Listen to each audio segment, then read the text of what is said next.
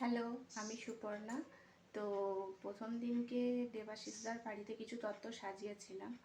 তো দ্বিতীয় দিনকে আমি গেছিলাম এবং আরও কিছু তত্ত্ব সাজিয়েছি, মোটামুটি তত্ত্ব কমপ্লিট করে এসেছি। তো আরেকদিন যেতে হবে। তো দ্বিতীয় দিন তোমাদের কি কি তত্ত্ব সাজিয়েছিলাম সেগুলো চলো তোমাদের একবার দেখিয়ে নিই। আর কেমন তত্ত্ব সাজিয়েছি, তোমাদের কেমন লাগলো সেটা অবশ্যই তোমরা দেখে জানিও। তো চলো তোমাদের দেখিয়ে দিই যে দ্বিতীয় দিন আমি কি কি তত্ত্ব সাজিয়েছি আর কি কি করেছি।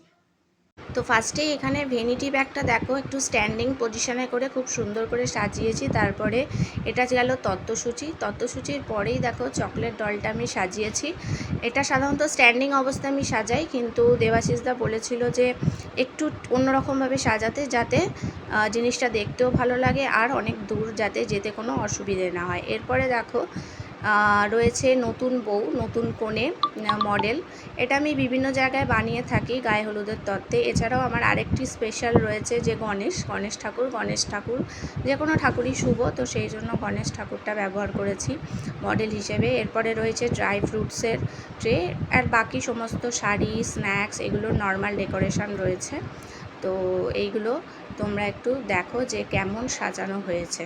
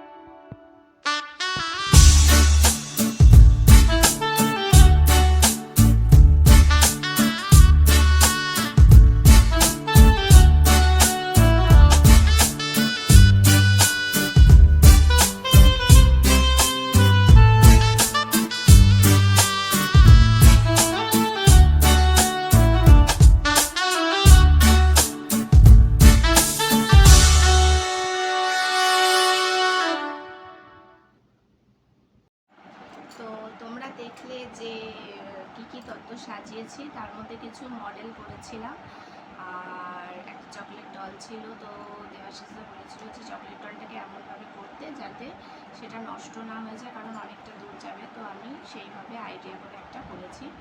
আর বাকি কিছু মডেল করেছি। আরও কিছু কাজ আছে যেটা আমি পরের দিনকে 18 তারিখে যাবো এবং সেদিন করে তোমাদের দেখাবো। তো তোমাদের আমার সাজানো তত্ত্বগুলো কেমন লাগছে জানিও। ভালো লাগলে একটা লাইক, কমেন্ট আর সাবস্ক্রাইব করতে ভুলো না আমার চ্যানেলটাকে। আর তোমরা যদি আমার সঙ্গে যোগাযোগ করতে চাও তত্ত্ব ডেকোরেশনের জন্য, তাহলে আমার সাথে এই স্ক্রিনে দেওয়া নাম্বারটায় কন্ট্যাক্ট করতে পারো। আমার ফেসবুকে একটি পেজ আছে আপেক্ষিক বলে, তো তোমরা সেই পেজেও গিয়ে কিন্তু আমার সাথে কন্ট্যাক্ট করে নিতে পারো এবং আমার পেজে সমস্ত কাজের ছবি দেওয়া আছে, তোমরা চাইলে দেখে নিতে পারো। তো আজকের ভিডিওটা এই পর্যন্তই। তো আজকের মতো টাটা, দেখা হবে আবার পরের ভিডিও।